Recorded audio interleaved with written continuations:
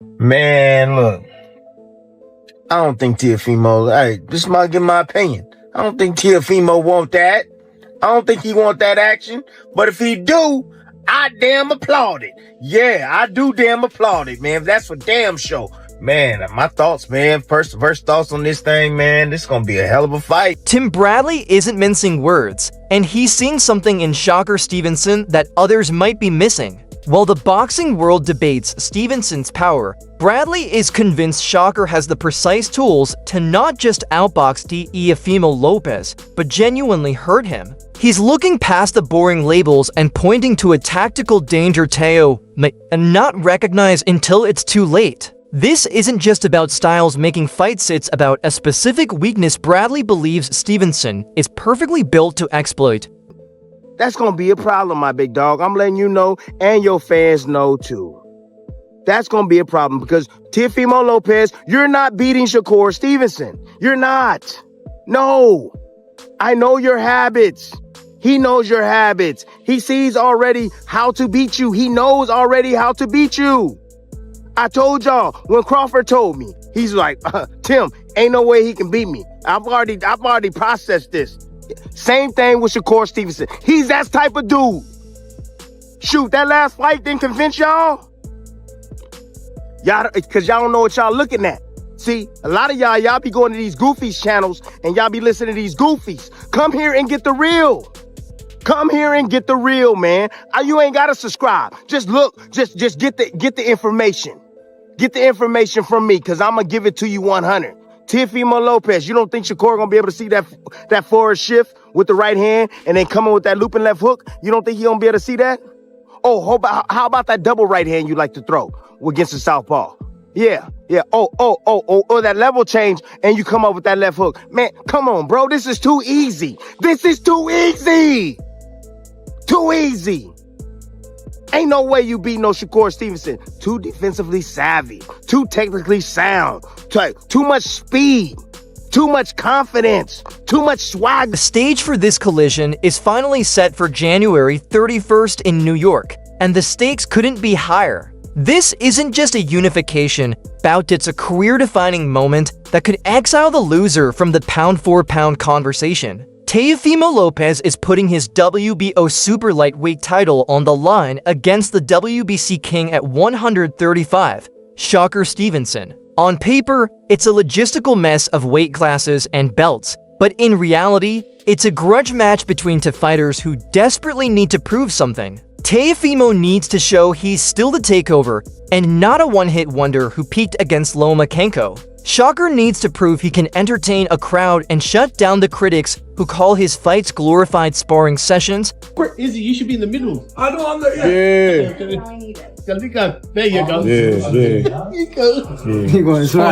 Let's be honest about the Shakur Stevenson problem. If you scroll through the comments under any boxing news post, the sentiment is brutal. Fans have turned on him, especially after his performance against Edwin de los Santos in 2023, a technical win, but to the public it felt like a robbery of their time. He's been labeled a safety-first fighter, someone terrified of engagement. He barely got touched, but he also barely threw anything meaningful. The narrative has gotten under his skin. You can see it in his social media outbursts as he argues with trolls and claims he's judged by a double standard. But here's the danger in dismissing him. That boring style is surgical. He hasn't just been winning, he has been mentally dismantling opponents, making world-class fighters look like amateurs who don't belong in the same ring. That Shakur Stevenson is one of the most technically gifted and sound boxers in the world, and you miss and make you pay. Mostly he'll make you miss, make you look silly, and outbox you on the way to a 12-round decision. You've seen his record. He's 20, the heaviest of hands, 11 knockouts. We know he's had problems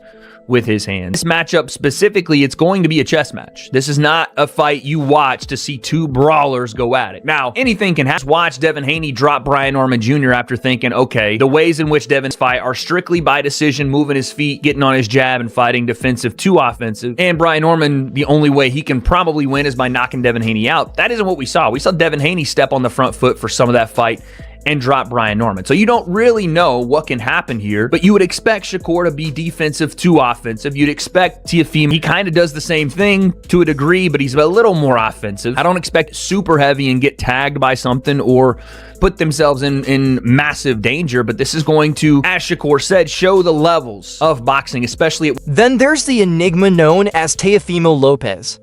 Following his career is like watching a car crash in slow motion that suddenly turns into a Formula 1 victory lap only to crash again 5 minutes later. He shocked the world by dethroning Vasyl Lomachenko and looked like the future of the sport. Then came the disaster against George Kambosos Jr., where he seemed unprepared, distracted, and overwhelmed. He bounced back by dominating Josh Taylor to take the 140-pound crown, reminding everyone of his terrifying potential. But just as fast, he looked ordinary again versus Jermaine Ortiz and Sander Martin. The rumors around him are dark, public divorce battles, bizarre interviews where he insists he still has it while sounding unsure of himself, and non-stop friction with Top Rank. The real question isn't just his ability, it's his mindset. Is he focused or is he fighting ghosts? Ready, I had to lose to win. That's what legacy is about. I had to lose in order to win.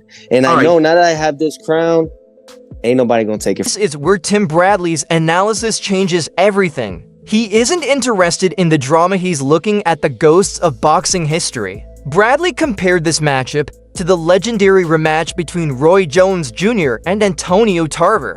For younger fans, those might just be old names, but the context is chilling. Roy Jones was the Teofimo of his era, an athletic phenomenon who did things no one else could do. He lunged, he showboated, he kept his hands low, and relied entirely on speed and reflexes. Tarver, meanwhile, was the shocker. Not the fastest, not the strongest, but technically perfect. His fundamentals were airtight. He knew where to stand and exactly when to throw. Teofimo knock out Shakur? No. Can Teo adjust to the point where he beats Shakur? Yeah. You don't see how? Shakur hates slick and economic boxers. So does Teo. They both hate what each other are. Shakur looks great against volume punchers. De Los Santos sitting back and not being active, Shakur doesn't look good. That's when they say he's boring. The thing is, Teofimo Lopez is an excellent fighter. He beat Josh Taylor and Lomachenko. How did he beat Lomachenko? By being patient. Y'all sleeping on Teo. And it's at 140. Now, the thing what's wrong with Teo is Teo also looks good as a counter puncher when you are a volume puncher too. Another thing is Teo looks very great when he's dialed in. He fights more athletic than Shakur.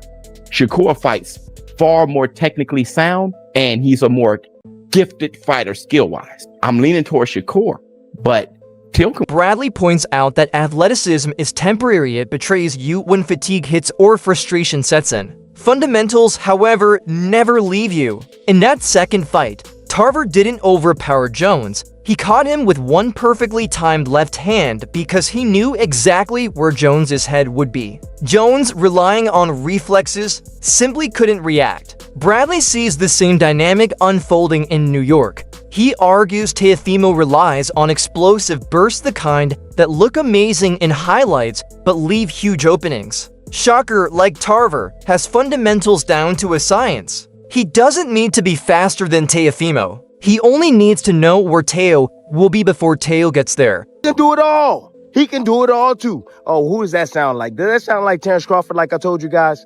Does that sound like that? Yeah, sound just like Terrence Bud Crawford. Yeah.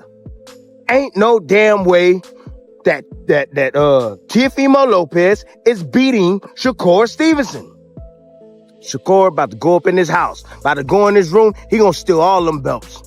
He gonna steal all them belts, the Ring magazine, all of that, yeah. And he finna go up to 140 and do that. Go up into his weight class where he been comfortable at. Not testing the water at all. Cause he that gangster, that's what he is. He's that damn gangster. Yeah, But anyways, man, look. Y'all want to sit there and y'all want to play and y'all want to, y'all want to get behind y'all king, go ahead, get behind y'all king. But I'm here to let y'all know, man, y'all gonna get embarrassed once again. There's a certain group and crop of guys on that's in the world today that's boxing. They got too much, they got everything. They got too much skill for a lot of these guys that y'all sitting here praising. And Shakur Stevenson is one of them. Yeah, he is one of them. He's a bad mama jama. Yeah, Yep, yes, he sure is. And I'm here to let y'all know. Bring it. Anyways, that's my idea that Shakur can hurt Teofimo sounds ridiculous to casual fans who only look at knockout percentages. But in boxing, the punch you don't see is the one that shuts off the lights. Teofimo has a habit of lunging and getting aggressive, emotional, and throwing himself off balance as he hunts for the kill shot. Against movers like Sander Martin or Jermaine Ortiz, this caused him to swing at air and look amateurish. Against a sharpshooter like Shakur, that lunge becomes a death sentence. Bradley believes Shakur can generate power not through muscle, but through collision. If Teofimo charges forward into a straight left hand, the impact doubles. It's simple physics but devastating. This isn't about brute force. It's about a sniper shot that